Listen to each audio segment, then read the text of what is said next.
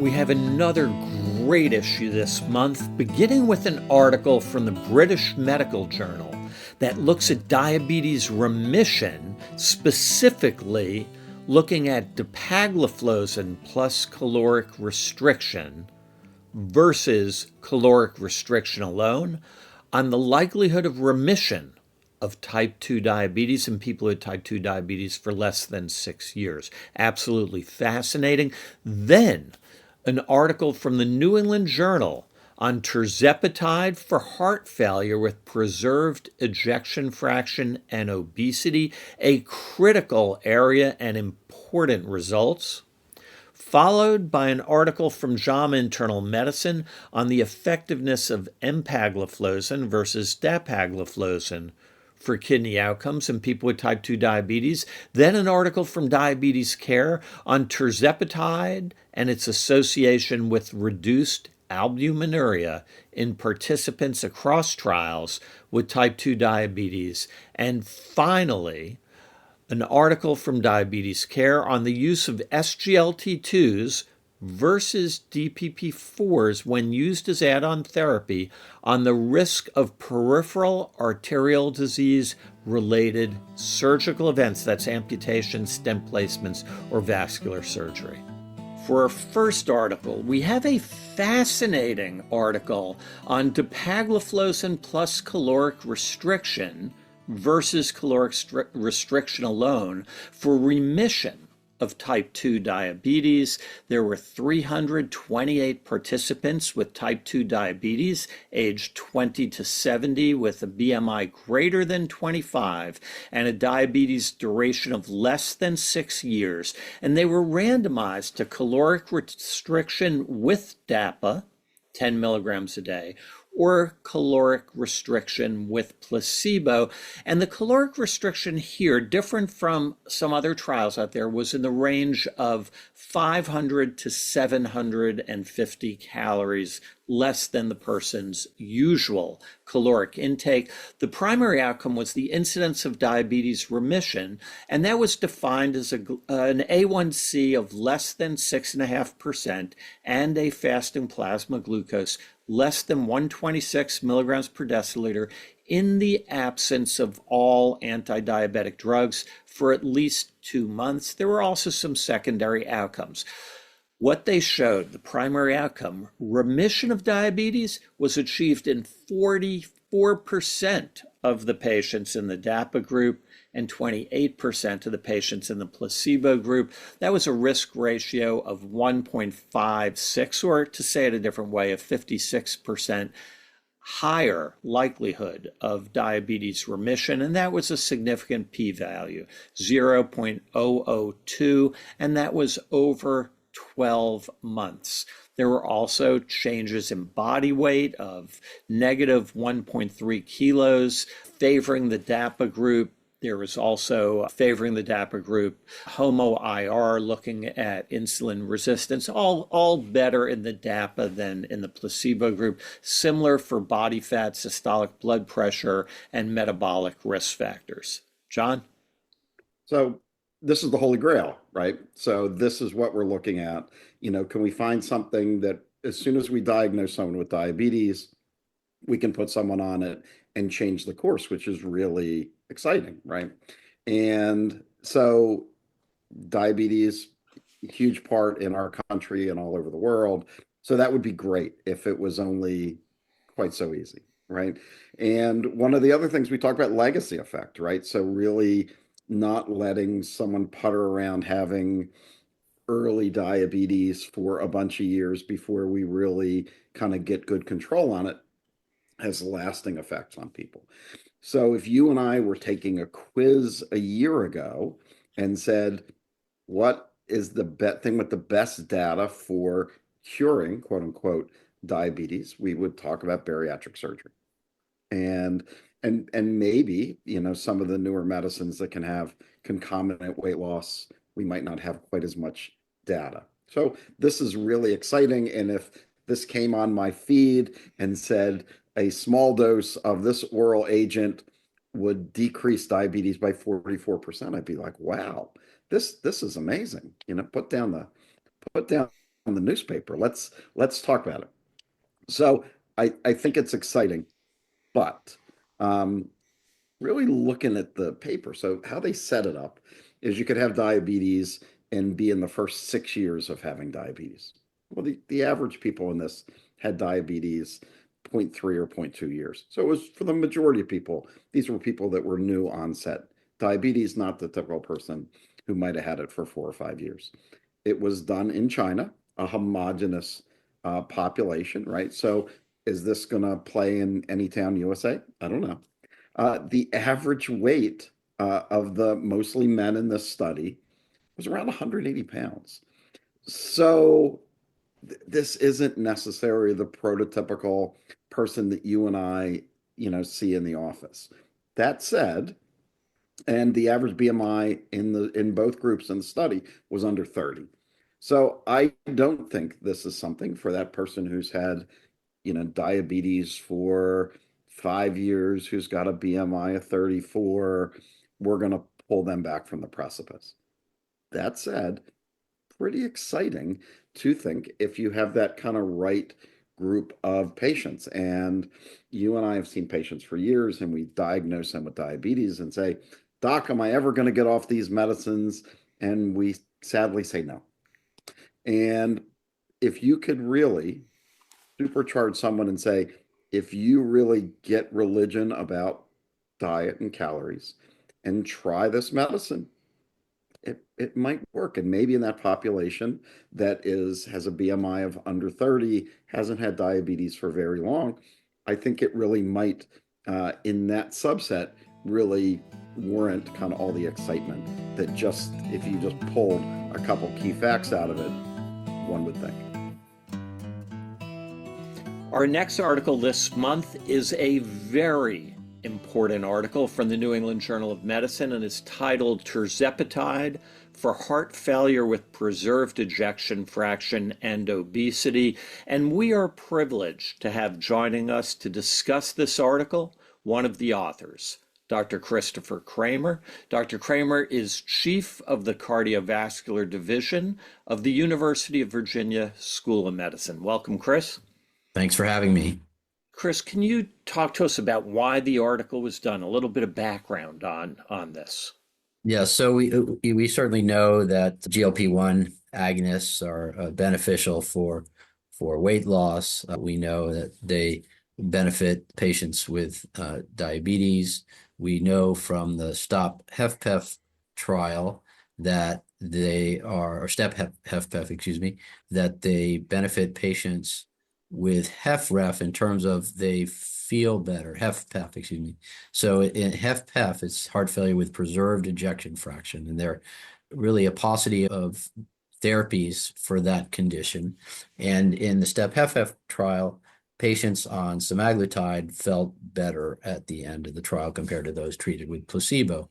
And it was noted that there was at least a trend to fewer heart failure events on therapy. And the SUMMIT trial was actually designed before the STEP HFpEF results were known, but it was designed to test the combined GLP-1 and GIP receptor agonist tirzepatide in patients with HFpEF.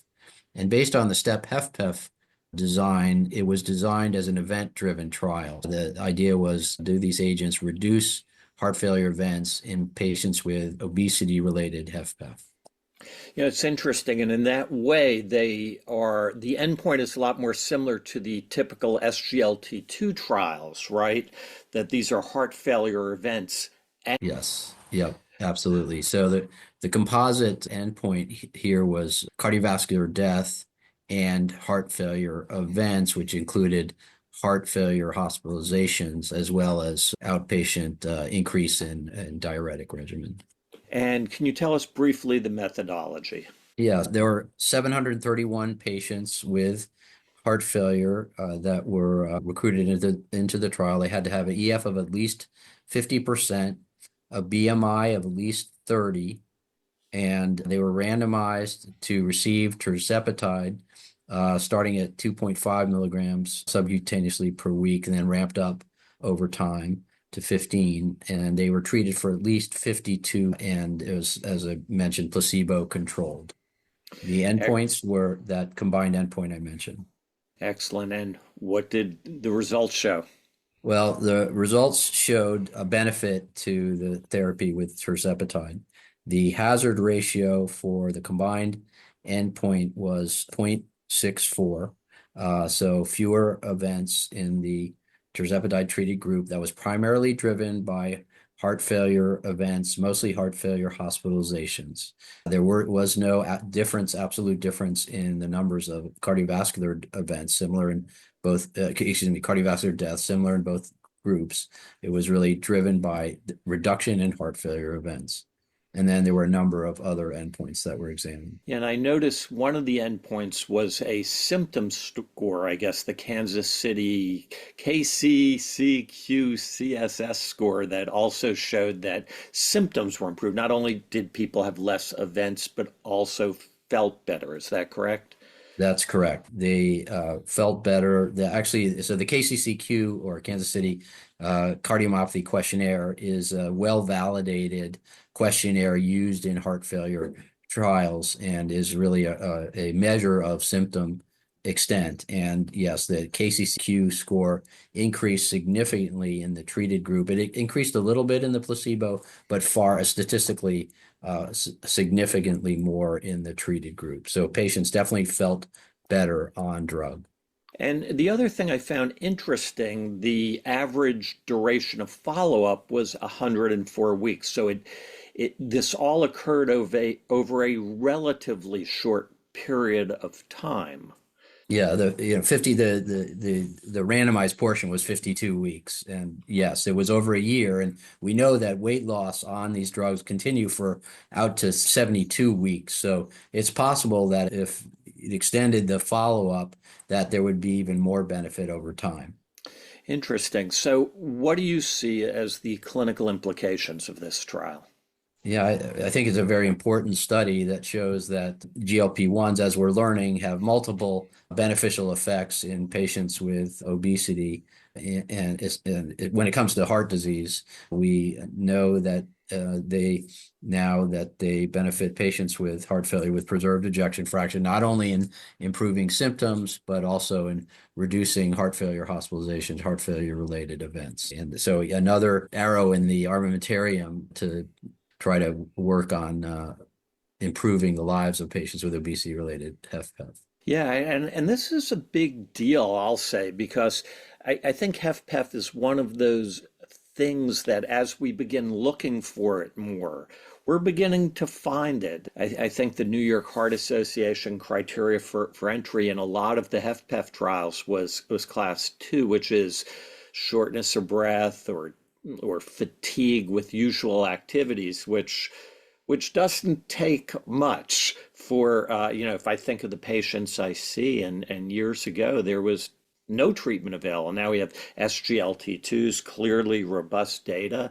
I guess the finerenone trial not that long ago, semaglutide, and now tirzepatide.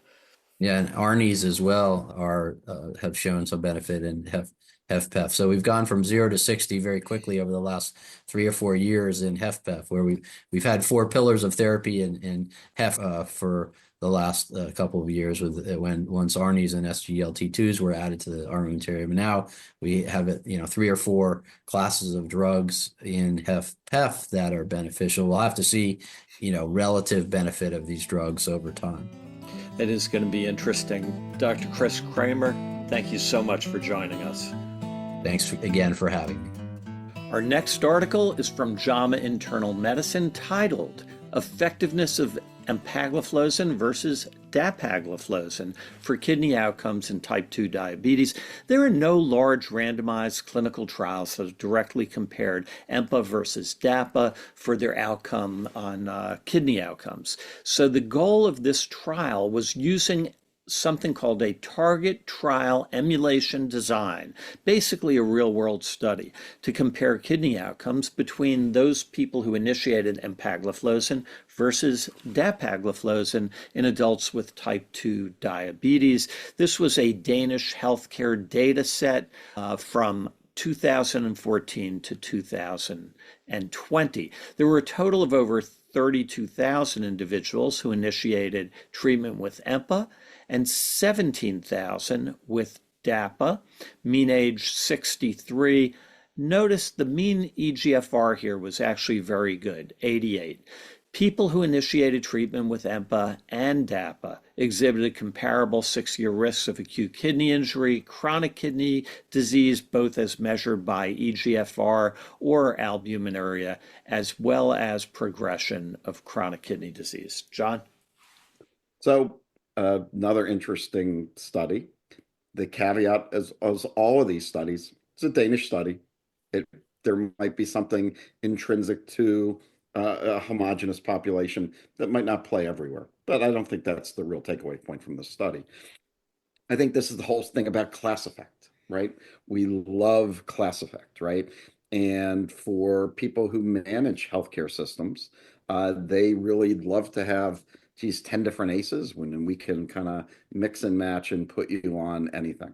And to me, I think this is really overwhelming data that you have really two strong contenders, that all the confidence intervals are all the same, that you can use either medicine very confidently and get the same effect. I don't think the leap, though, is everything else in the SGLT2 category suddenly can claim the same amount. And I think we're going to have to see some more contenders. When we looked at MACE impact by the GLP-1s or the SGLT2s, it had most of the people were in the boat, but not everyone. When we think about the TZDs, right? One of the TZDs pulled from the market, another one's still perfectly good medicine that we'll use in diabetes. All the statins probably decrease inflammation, decrease cardiovascular, but really when we look at high-risk people, we really selected out the high potency statins. So I think right now I would kind of take away that you can, if you need a little mnemonic ED, we can all certainly kind of remember that for kidney protection for that, and maybe there'll be some more letters in that mnemonic in the future. Anytime that we can protect someone's kidneys, I think that's a very exciting thing. When I look at the challenge that you and I have in primary care and that our young residents will have over the next 15 years, I think one of the largest challenges we're going to have is how can we keep the people who are in CKD 3 and 4 from not moving to 5. I think that's a huge thing. And this tells us we have two very well-matched champions who either one would fight the fight well for us. Our next article is from Diabetes Care, and it looked at tirzepatide associated with reduced albuminuria in patients with type 2 diabetes, a pooled post hoc analysis from randomized active and placebo-controlled studies that put together the SURPASS 1 through 5 clinical trials. So this post hoc analysis examined data from the overall pooled SURPASS 1 through 5 population and subgroups, defined by baseline having a urine albumin to creatinine ratio greater than 30 milligrams per gram. A mixed model for repeated measures was used to analyze on-treatment data from baseline to the end of treatment visit. The adjusted mean percentage change from baseline urine albumin creatinine ratio for tirzepatide 5, 10, or 15 milligrams compared with all comparators was a decrease in 19.3%, a decrease in 22%, and a decrease in 26.3%, respectively. And they looked at weeks 40 and 42. Results were similar across pooled placebo, active, and insulin comparator studies. The urinary albumin to creatinine ratio lowering appeared more profound in subgroups who had that albumin creatinine ratio greater than or equal to 30 milligrams per gram. Mediation analysis findings suggested approximately 1/2 the reduction in albuminuria associated with tirzepatide may be weight loss related.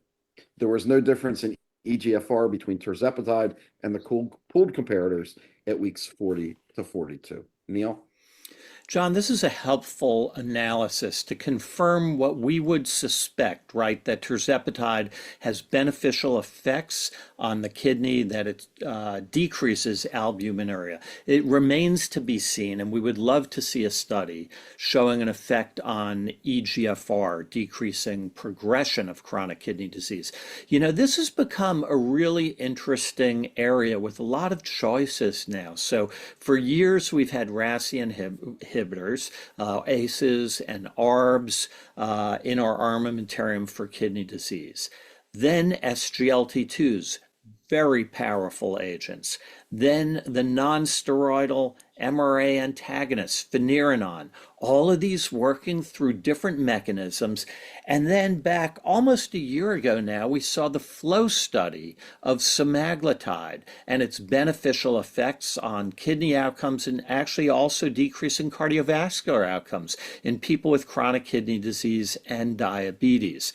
Now we see this article with tirzepatide. The KDIGO guidelines that came out about a year ago were very helpful in helping us know when to use which agent. Neither of the GLP-1 trials had come out when the KDIGO guidelines were issued. They mentioned them, but they mentioned that it was not clear yet where they fit in because the data was not released yet.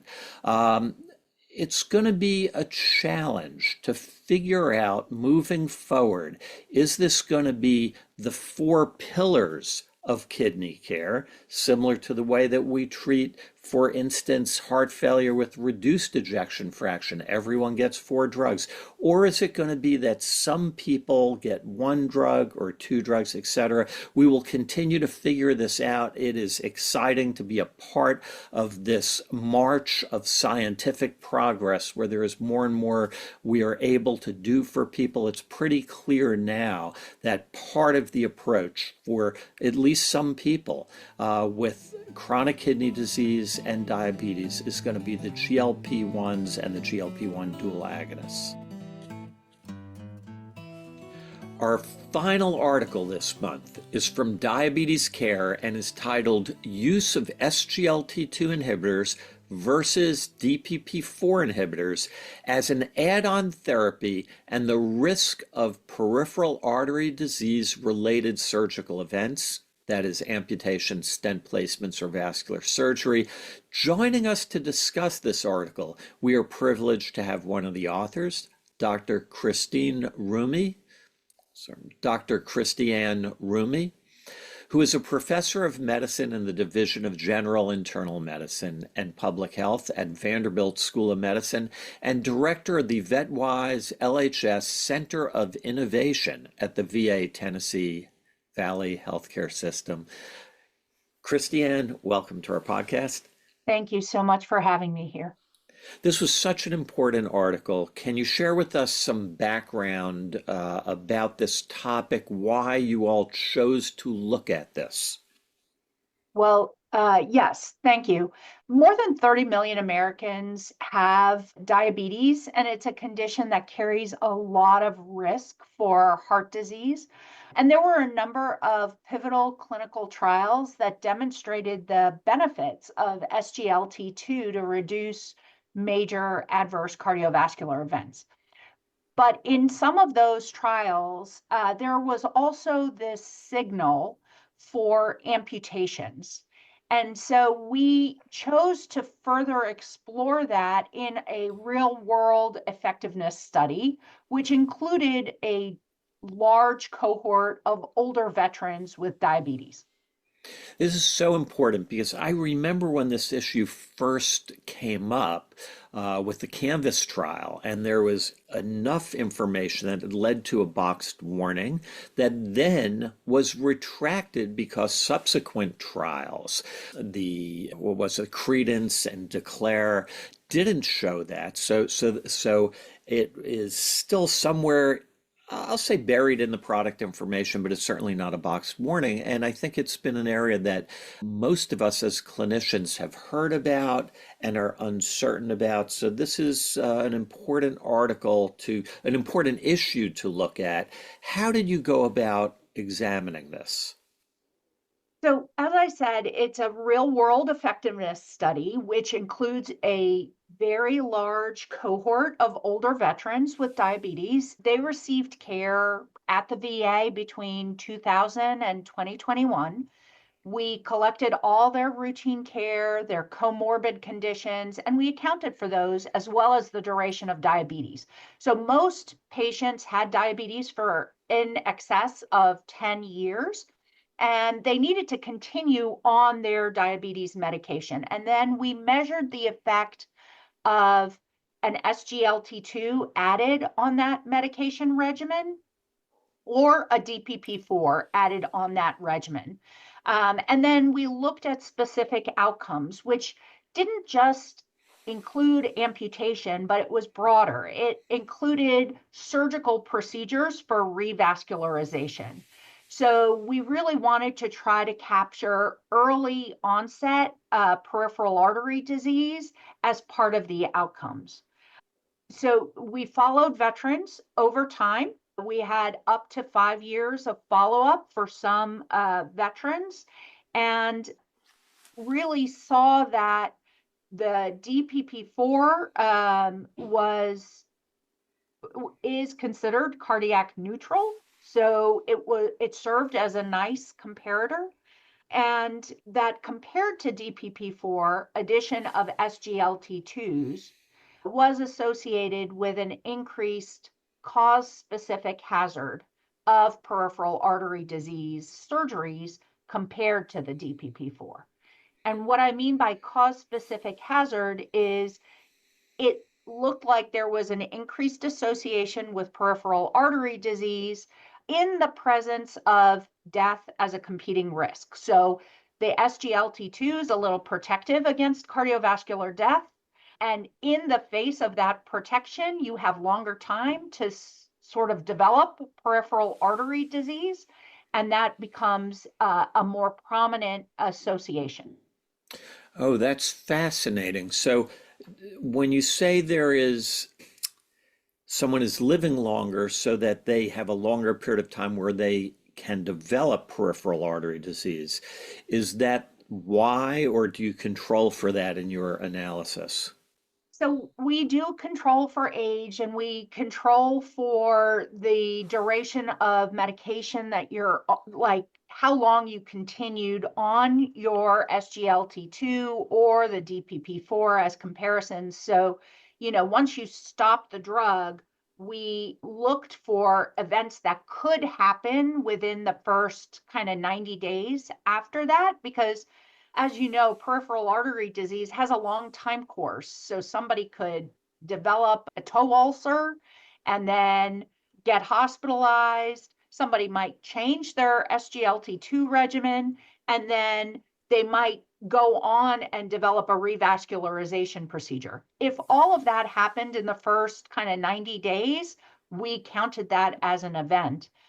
We do another sensitivity analysis where we follow people out for up to a year after they stop drug, and that effect was still there. It was lessened, but it was still there, that you could really, just because of the long time course of peripheral artery disease, you could develop those risks and not have your surgical procedure or amputation for up to, 3 months or 6 months after you stop the drug. Right. And so that we have a sense of both the robustness of the data and the level of effect. The number of people in this trial was large. There was over 75,000 people Yeah, in each of the two groups. It's arms. pretty amazing the VA data set allows one to really look so carefully at so many questions, this being one. So we have a large cohort of individuals. The average age here I know was 69. What was the level of effect? Yeah, so we found about a 15% increased risk, and I use the word risk very loosely. It's an association of an increased risk of about 15 or 16% for those who use SGLT2 compared to DPP4.